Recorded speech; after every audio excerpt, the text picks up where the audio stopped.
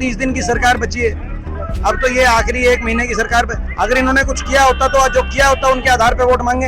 अगर किया नहीं 10 साल, आखिरी महीने 10 साल के बाद आखिरी महीने में घोषणाएं करने, ये तो घोषणाएं केवल छलावा है। 10 साल नहीं किया ये कबूलनामा है। अब ये 500 रुपये सिलेंडर बोल रहे हैं। 10 साल तक आपने हमारे गृहिणियों को लूटने का काम किया, यानी कि बात साबित हो गई। आप 500 रुपये में आज दे सकते थे, तो जब कांग्रेस ने ये बात की, हमारी हुड्डा साहब ने घोषणा कर दी, उसके बाद आप 500 रुपये कह रहे हैं। पहले आप 1000, 1100, 1200 रुपये में सिलेंडर क्यों दे रहे थे? हरियाणा में कांग्रेस द्वारा निकाली जा रही हरियाणा मांगे हिसाब यात्रा आज बहादुरगढ़ पहुंची, जहां कांग्रेस सांसद दीपेंद्र सिंह हुड्डा की अगुवाई में जन सैलाब उमड़ पड़ा। हजारों की भीड़ के साथ दीपेंद्र सिंह हुड्डा ने यहां रेलवे रोड से किला मोहल्ला तक पद यात्रा निकाली और इस दौरान पोस्टर बैनर के जरिए कांग्रेस कार्यकर्ताओं ने भाजपा सरकार की विफलताओं को उजागर किया। इस मौके पर मीडिया से बातचीत करते हुए दीपेंद्र हुड्डा ने कहा कि हरियाणा विकास की पटरी से उतर गया है, इसलिए हम हिसाब मांग रहे हैं। वहीं दीपेंद्र ने मुख्यमंत्री नायब सैनी की घोषणाओं पर पलटवार करते हुए कहा कि भाजपा की सरकार अब 30 दिन ही बची है और सीएम की घोषणाएं ये कबूलनामा है कि सरकार ने पिछले 10 सालों में कुछ नहीं किया। हरियाणा मांगे हिसाब, क्योंकि बीजेपी सरकार से हमने 15 सवाल पूछे 1 महीने पहले। देश में सबसे ज्यादा बेरोजगारी हरियाणा में क्यों है, सबसे ज्यादा महंगाई हरियाणा में क्यों है, सबसे ज्यादा नशा हरियाणा में क्यों है, सबसे ज्यादा क्राइम रेट, देश में सबसे ज्यादा अपराध आज भारत सरकार के अनुसार हरियाणा में क्यों है, सबसे ज्यादा फिरौती और डकैती की कॉल हरियाणा में क्यों आ रही है? क्या सरकार पूरी तरह विफल साबित हुई है? एससी समाज, ओबीसी समाज के अधिकारों को क्यों सरकार ने जो है इस तरह हरियाणा के अंदर कुचलने का काम किया है? स्कीम सारी बंद कर दी। 100 गज के प्लॉट की स्कीम हो, पीने के पानी की टंकी टूटी की स्कीम हो, और जो हमारी पक्की नौकरी थी उनको समाप्त करके कौशल निगम लेके सरकार आई, बिना रिजर्वेशन, बिना जो है मेरिट के नौकरियों को लगाया जा रहा है। हरियाणा में कच्ची नौकरियों की राजधानी बना दिया हरियाणा को।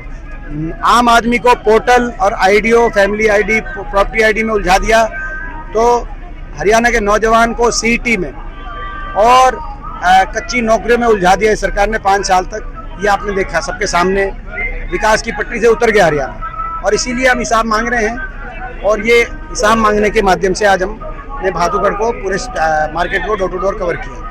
सरकार तो घोषणाएं करी है आजकल, ये घोषणाएं इनका कबूलनामा है। 10 साल में कुछ नहीं किया। अब तो 30 दिन की सरकार बची है। अब तो ये आखिरी 1 महीने की सरकार पे, अगर इन्होंने कुछ किया होता तो जो किया होता उनके आधार पे वोट मांगे। अगर किया नहीं 10 साल, आखिरी महीने 10 साल के बाद आखिरी महीने में घोषणाएं करने, ये तो घोषणाएं केवल छलावा है। 10 साल नहीं किया ये कबूलनामा है कि भाई हम ये मानते हैं कि हमने 10 साल में भट्टा बिठा दिया। अब आखिरी 1 महीने में कांग्रेस की जो घोषणा होगी उसकी कॉपी करके हम करेंगे। पहले क्यों नहीं किया भाई? अब ये 500 रुपये सिलेंडर बोल रहे हैं।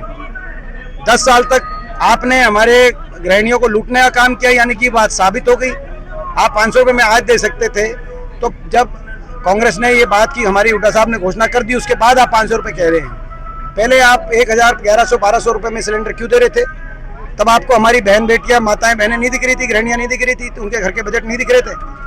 10 साल तक तो आप माफ़ी मांगो। 10 साल तक आपने महंगाई से उनकी कमर तोड़ी, आप उनसे माफ़ी मांगो। ये होना। बता दें कि बहादुरगढ़ में हरियाणा मांगे हिसाब पदयात्रा को सफल बनाने के लिए कांग्रेस के तमाम स्थानीय नेताओं ने पूरी ताकत झोंक रखी थी, जिसके चलते आज दीपेंद्र के नेतृत्व में निकाली गई इस पदयात्रा में जन सैलाब उमड़ पड़ा। कांग्रेस की यात्रा शहर के रेलवे रोड से शुरू होकर और मेन बाजार से होते हुए किला मोहल्ला पर संपन्न हुई।